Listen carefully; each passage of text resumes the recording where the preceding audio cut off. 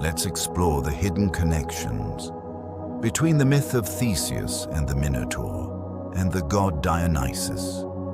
Theseus was a hero in Greek mythology, the son of Princess Aethra, wife of King Aegeus of Athens, and the god Poseidon, brother of Zeus himself. Although officially known as the son of Aegeus, Theseus was, in truth, the child of Poseidon. King Aegeus left his newborn son with his mother, Aethra, in the city of Troezen in Argolis, while he returned to rule in Athens. When the boy grew strong, he set out to meet his father, taking with him the sword and sandals Aegeus had hidden beneath a great rock, a rock the boy could lift only once he became a man. Despite his mother's pleas to travel by sea, Theseus chose the dangerous road by land, facing many trials, as every true hero must. He met Periphetes, the son of Hephaestus, a giant who killed travelers with an iron club. Theseus defeated him and took his weapon. He also slew the fierce bandit Sinis in the Isthmus, where he later founded the Isthmian Games, a great pan-Hellenic festival, second only to the Olympics. He freed Chromion from the wild boar born of Typhon and Echidna, and defeated Scyron, Cerxion, and finally Procrustes, laying him on his own iron bed. Before reaching Athens, Theseus went through a ritual of purification to cleanse himself from spilled blood. Only then could he meet his father. Aegeus recognized his son by the sword and by a single sandal, for Theseus had lost the other while leaping across a river. In Athens, he faced new trials from Aegeus's wife Medea and from his half-brothers, but he overcame them all. Together, father and son ruled Attica with wisdom and courage. Now, let's turn to what was happening on the island of Crete. King Minos, son of Zeus and Europa, once asked Poseidon for a white bull, promising to sacrifice it to him. But when the bull appeared, it was so beautiful that Minos kept it for himself. Poseidon was enraged. He cursed Minos by filling his wife, Pasiphae, daughter of the sun god Helios, with an irresistible desire for the bull. From this strange union was born a monster, a creature with the body of a man and the head of a bull, the Minotaur. By Zeus's decree, Minos could not kill it. He was to guard the beast, not destroy it. Perhaps Zeus saw deep meaning in this. The daughter of Helios, who carried Titan blood, had given birth to a bull man.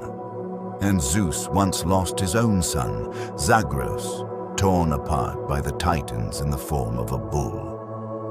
To hide his shame, Minos ordered Daedalus to build the Labyrinth, where the Minotaur would be imprisoned. By Minos' command, Athens had to send 7 young men and 7 maidens every 9 years to be sacrificed to the creature. To free his people, Theseus volunteered to go as one of the chosen. Before his departure, his father Aegeus told him, "Sail under a black sail. If you succeed and return victorious, raise the white one." When Theseus arrived in Crete, Ariadne, daughter of Minos and Pasiphae, granddaughter of Helios, descendant of the Titans Hyperion and Thea, saw him and fell in love. Ariadne, who carried the ancient knowledge of her divine bloodline, gave Theseus a sharp sword and a guiding thread, the thread that would lead him out of the labyrinth. He killed the Minotaur and escaped. The story could have ended there, but it didn't. Here lies the hidden truth of the myth, the Minotaur, born with the head and blood of a bull. Dionysus, born from Zeus, carrying the heart of Zagreus, the heart of a bull. And Zagreus himself was torn apart by the Titans in the form of a bull. In magic, there's something called sympathetic connection, the magic of similarity. things that resemble each other, are linked by unseen force. James George Frazer wrote about it in The Golden Bough. Sympathetic magic, he called it. But even before him, in 1878, Richard Andre spoke of sympathy Zauber, the magic of sympathy and enchantment. So, in the very moment when Theseus killed the Minotaur, a sympathetic bond was formed between the Minotaur and Dionysus.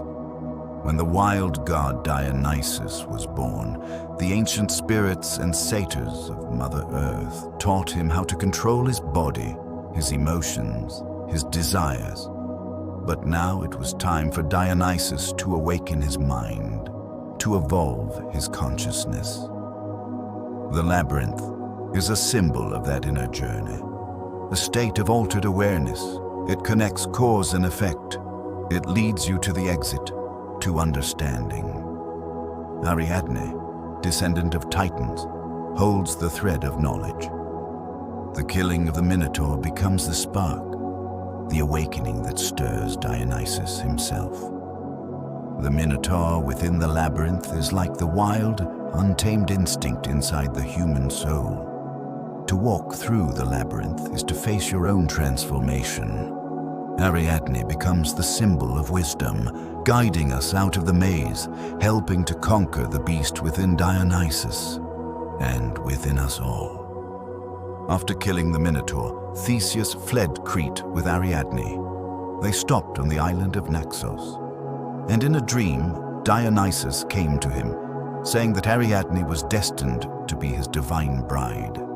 Theseus left her there, and Dionysus took Ariadne as his wife.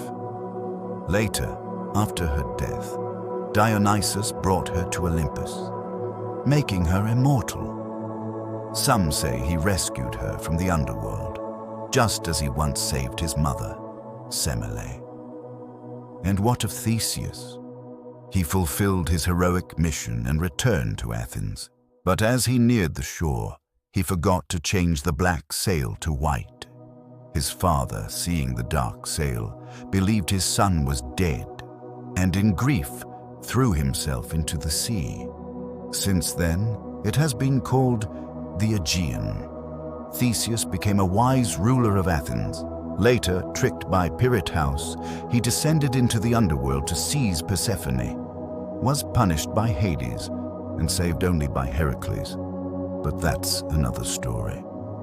Today, let's focus on the bond between Ariadne, Dionysus, and the Minotaur in the labyrinth. Greek myth is not just a tale of gods and heroes. It is the story of consciousness itself, the labyrinth of life, where every step changes who we are. Inside every labyrinth lives the wild force of the bull, the beast Theseus once killed. It lives within each of us who carry both Titan blood and Dionysian fire.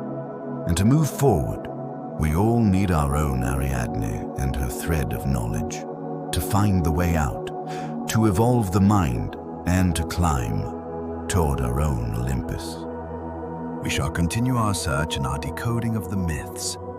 And to you, thank you. Thank you for your attention and for the time you spent watching and reflecting. If you wish to support this project, give this video a like and subscribe to the channel to follow the next investigations of crazy mythology. And may it all work out for us.